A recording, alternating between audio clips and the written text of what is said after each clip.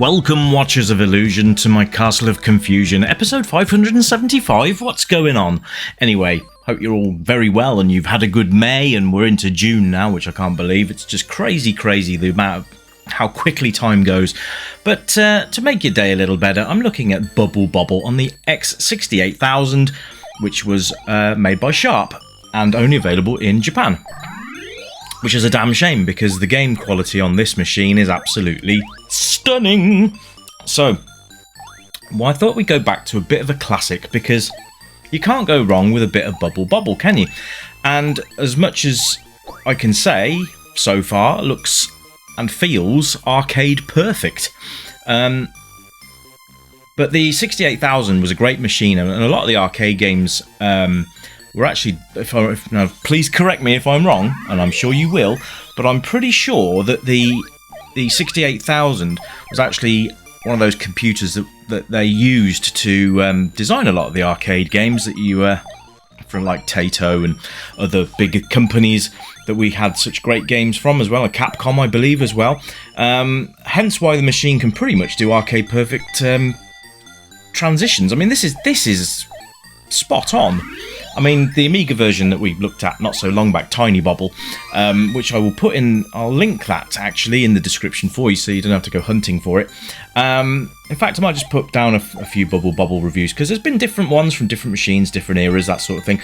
But this is a really nice conversion. I like this a lot. Oh dear. That's embarrassing, isn't it? Level 2 and I've already lost a life. Never mind. Let's see if things get better for me as we go along. So the aim of the game is pretty simple. Bubble up all your enemies, burst the bubbles, and get pissed. Because there you go, for some reason we have a ton of beer just falling from the sky. Now I know, gentlemen and ladies, it would be great, wouldn't it, if that could happen in real life. Pop a bubble and a pint of beer erupts out of the sky. That'd be so good. Anyway, so that's the idea of the game. Using your own bubbles, which is great fun. And to help you along the way, there are power-ups and bubbles that will help you, like the water bubble that you can see there.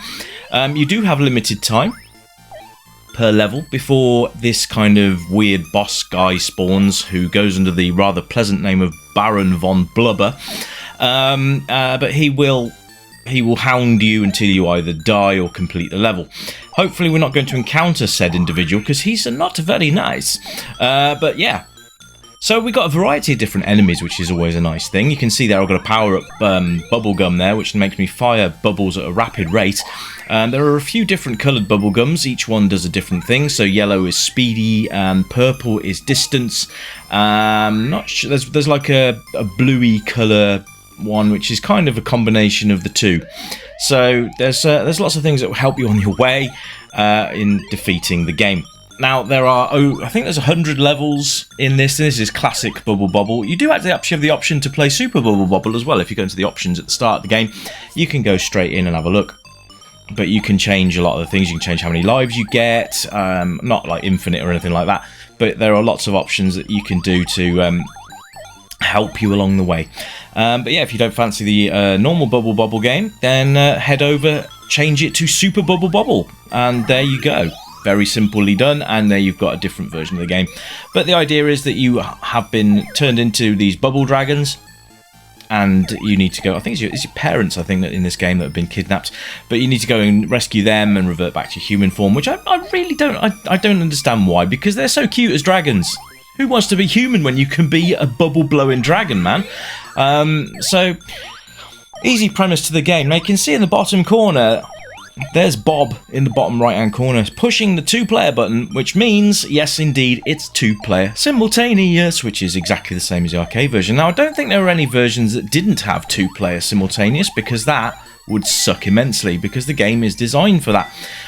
So I don't think there's a non-2-player option. I could be wrong, but most versions that I have played already have featured a 2-player simultaneous. I think even the Spectrum had 2-player simultaneous, actually.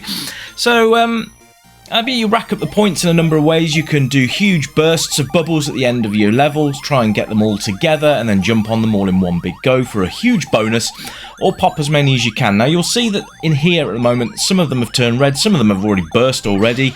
I hate those guys. They are like Baron von Blubber, but he's like evil and nasty, and he'll hound you to the end of your days.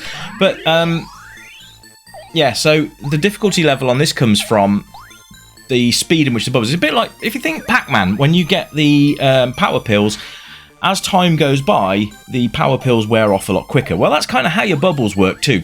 So once your bubble turns sort of pinkish, you need to be looking at trying to pop them, because as soon as they start turning red, that's when they are really going to start to be a pain in the arse, and they'll pop, and then they turn into sort of turbo versions of themselves, and they do hound you as well. It's quite clever. The AI is quite clever on the enemies, I've got to say. They do tend to follow you about, which is, you know, it's distressing, but it's clever. And it's great fun. Here you go, turbo versions, that's what I'm talking about. So, but if you do happen to pop them all at once, you do tend to get these big item bonuses that come down from the sky, and you can pick those up for huge scores. You can see there that the high score has already been reached by me, and that was like at the very start of the game. So it starts off at a very reasonably reached high score, and then it will obviously, if you die and continue, it'll reset. So you've got to be careful there. But I hate these guys; they really annoy me.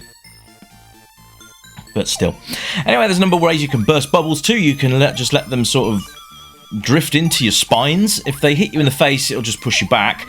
But if they hit you, oh god, sorry guys, I'm gonna have to continue here. It's gonna wipe my score now. You'll see what I mean. There you go. I'm back to 0 now.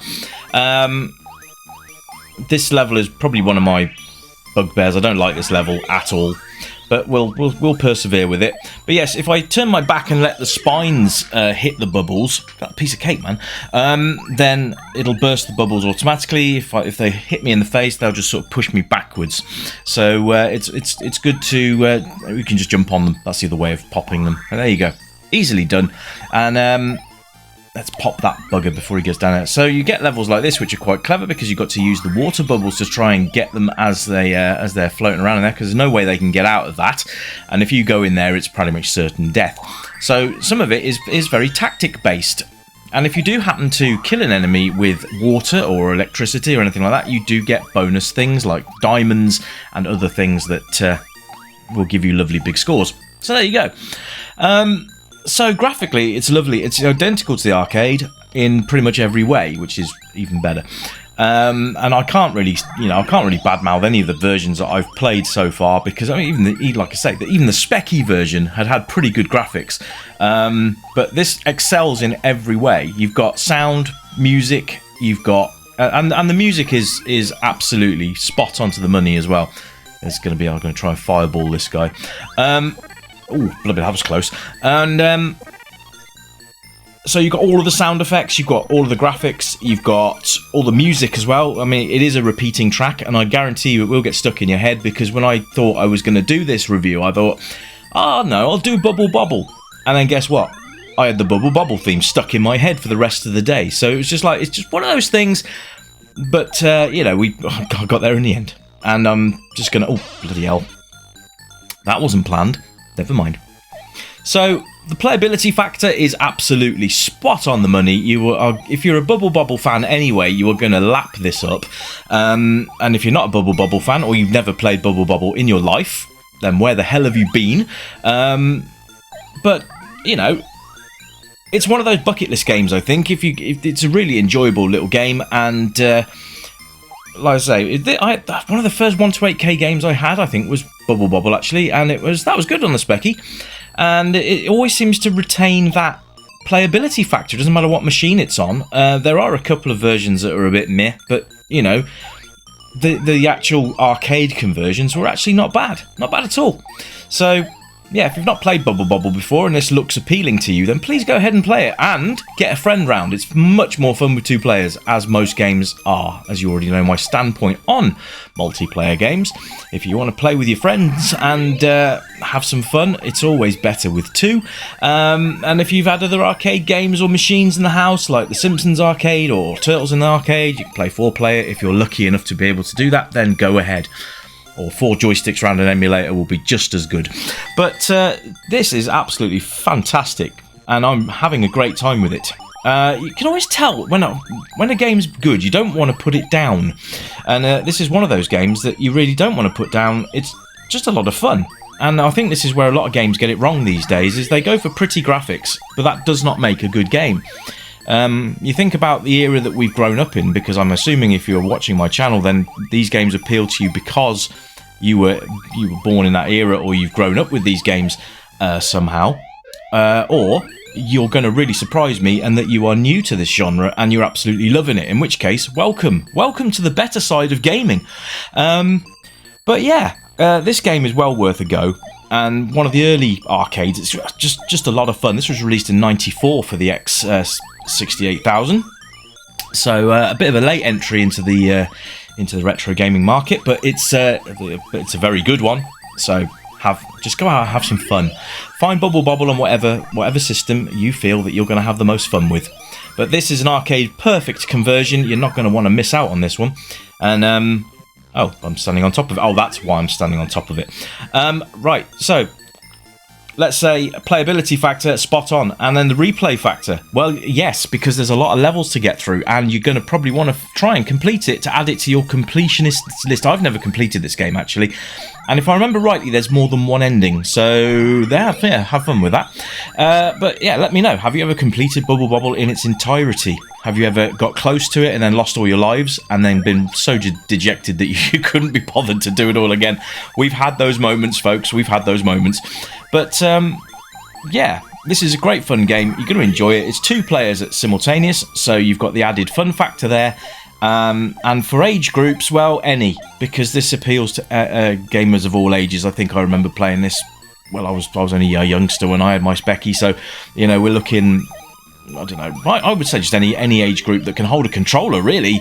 Just the colours. Look at that guy. Look. He's that was evil of him. So yeah, he stopped me from getting my shoes, man. That's not good.